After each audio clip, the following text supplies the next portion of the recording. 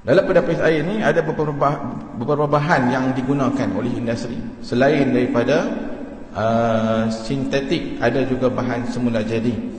Bahan semula jadi ini termasuklah boleh diambil daripada tumbuhan, boleh diambil daripada biomass, boleh diambil daripada sumber haiwan.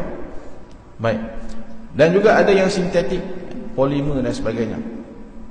Tetapi dalam bagi pihak industri ini, dalam nak keluarkan sesuatu produk penapis air tersebut, mestilah mereka akan pilih sumber daripada sumber yang cost efektif, kos yang rendah, dan juga pada masa yang sama boleh berperanan sebagai menapis kotoran yang terdapat dalam air. Oleh kerana itulah terdapat banyak ujian yang dilakukan, dan akhirnya di antara bahan yang dipilih adalah tulang haiwan. Kerana tulang haiwan ini sumbernya mudah didapati dan juga harganya amat murah di pasaran. Tetapi persoalannya, sumber haiwan macam mana yang biasanya digunakan dalam penapis air? Kerana kebanyakan bahan-bahan ini kita tak cipta sendiri di Malaysia, tapi kita import daripada negara luar, iaitu China dan Taiwan dan juga Australia, kan? China dan Taiwan ini terkenal dengan industri penternakan babi terbesar kat dunia. Kalau ikut dalam kajian CME, Chicago Merchandise apa satu, CME tu, kalau punya penapis air itu menggunakan unsur daripada tulang haiwan, maka takkan dapat logo halal ni, kan? Tapi kalau dia bebas daripada tulang haiwan, maka barulah ada dapat juga kebersihannya, barulah JAKIM akan certified halal. Air ni nanti tengok sini, kan.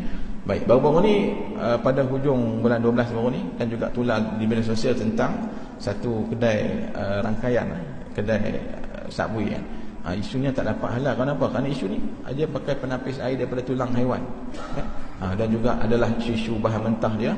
Jadi dia apply halal, tapi tergantung digantung tak dapat halal sebab ada isu, sehinggalah dia dapat selesaikan isu penapis air dengan cara dia bekalkan bahan-bahan mentah tu, barulah boleh dapat halal. Baik, kita kembali kepada isu kita tentang penapis air ni.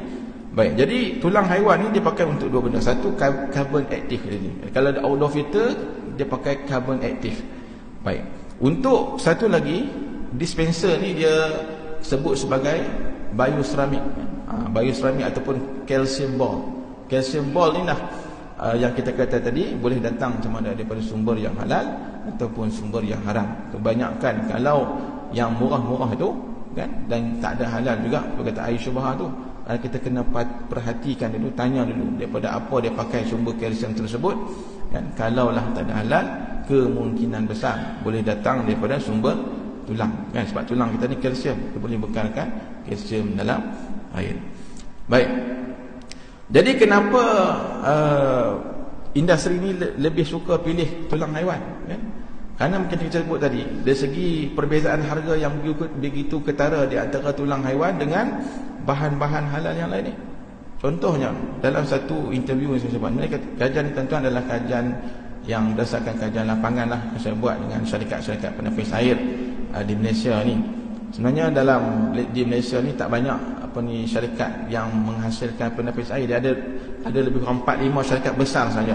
Yang jenama bawah tu adalah OEM yang diproses dengan kilang yang sama. Di antaranya kilang Electrofast terletak di Kelang, di Padang Jawa di Kelang. TK Multitrade yang terletak di Seri Kembangan kat negeri kita.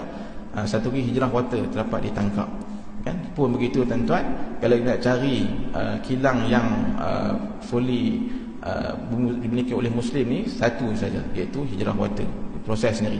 Yang lain tu syarikat bangsa Cina lah juga, bioceramic ni ada boleh digunakan daripada tulang haiwan, dan juga kalau nak cari alternatif yang halal, macam dia pakai di Hijrah Water ni, dia pakai sisik ikan tilapia, kan. Kita biasa makan ikan tilapia je, sisik kita buang.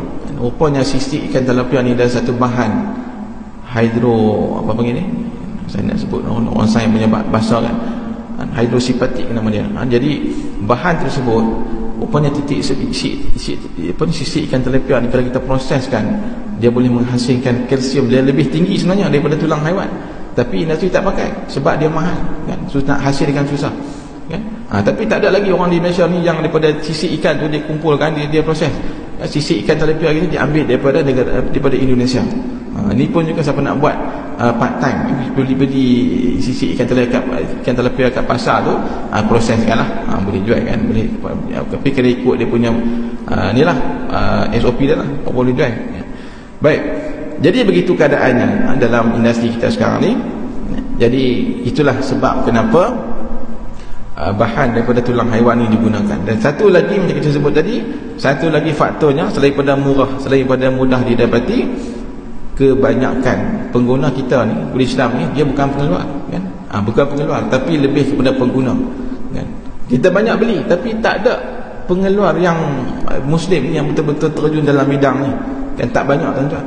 Sebab tu kalau boleh ada anak-anak kita ataupun kita sendiri nak jual penapis air ni kan, banyakkan kita jual pun daripada syarikat orang asing kan, susah nak jumpa syarikat orang Islam ni kan. Mungkin boleh latih kalau ada anak-anak yang minat dalam bidang sains ni, boleh latih mereka untuk menjadi saintis, bagaimana nak keluarkan bahan-bahan aktivit karbon ni yang halal. Mungkin banyak bahan-bahan lain, bagikan dorongan kerana dia berkait rapat dengan kehidupan kita umat Islam ni untuk menggunakan bahan-bahan yang halal dalam kehidupan kita. Baik, jadi itu tentang realiti tentang penggunaan tulang dalam penapis air.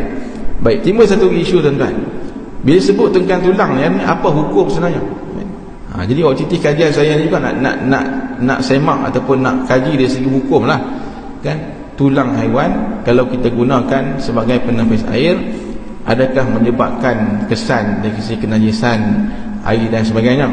Sebab karbon aktif ni dia bukan lagi dalam bentuk tulang yang asal kan, tapi telah pun dibersihkan dan telah pun dibakar menjadi arang tulang.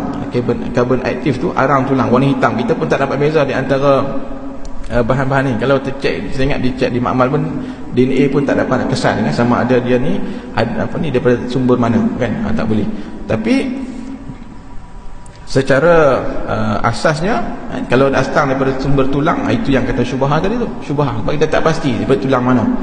Baik, jadi tulang haiwan ini kalau ikut kepada hukum mazhab kita, hukum fiqah kita, kalau tulang daripada tulang babi, confirm lah kan, sebab benda tu daripada babi.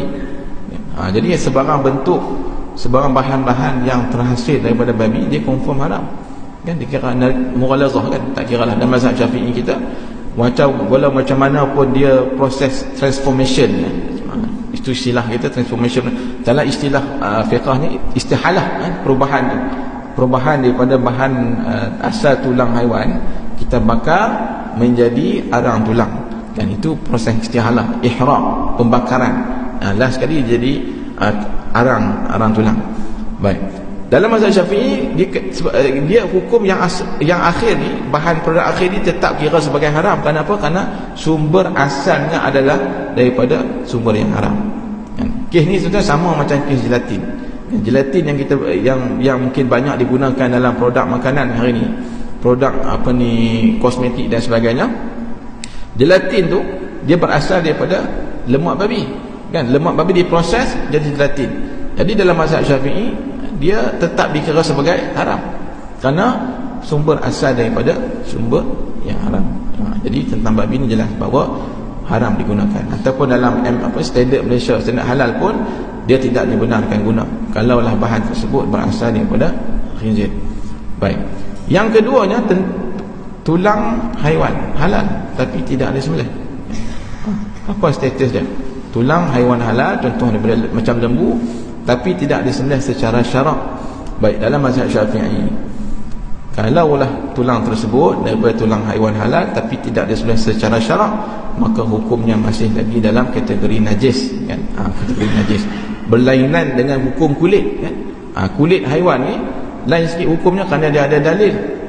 Dalam mazhab Syafi'i begitu. Contohnya kita ambil kulit daripada kambing tak sembelih, kita samak kan, kita bersihkan, kita jadikan sebagai beg, jadikan sebagai peralatan kulit, maka harus digunakan kerana ada dalil yang menyentuh tentang hukum kulit haiwan. Baik, tapi untuk tulang maka dia kekal dalam hukumnya najis, ya. Najis mutawassithah. Baik, oleh kerana itulah tuan-tuan, bila bahan daripada penapis air ni datang daripada tumbuh tulang ni, macam kita sebut tadi, sama ada tulang babi ataupun tulang lembu tak sebelah ni, dia dalam kategori sama ada haram ataupun syubhat.